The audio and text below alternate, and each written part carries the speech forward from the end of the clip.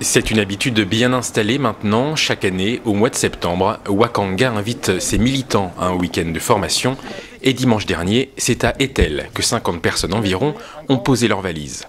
La plupart sont directeurs ou animateurs de colonies de vacances. Certains ont travaillé ensemble sur le même séjour. Le week-end permet donc des retrouvailles, mais le but, c'est aussi d'essayer de nouvelles activités. Ici, sur la plage d'Etel, les militants découvrent le jeu des barres et c'est assez physique. Bah là, faut que quelqu'un vienne toucher François, ça va être dur là. Une fois leur souffle retrouvé, les militants de Wakanga ont aussi discuté de leurs pratiques respectives.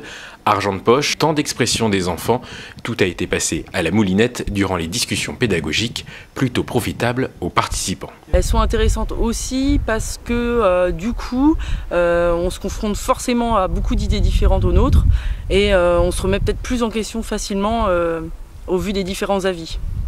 Les activités proposées en découverte lors du week-end sont en lien avec le matériel que possède Wakanga. Elles peuvent donc être réinvesties par les animateurs durant le séjour.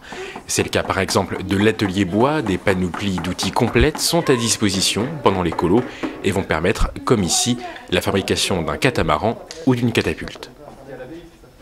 Concrètement, après le BAFA, on a peu de temps de formation et on se forme sur le terrain pendant les colos. Là, ça permet d'avoir des temps où on va tester des activités, où on va apprendre à utiliser du bois, du matériel.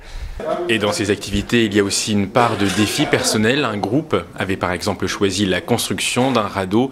Pari tenu, il n'a pas coulé et l'activité pourrait bien être testée lors des prochaines colos.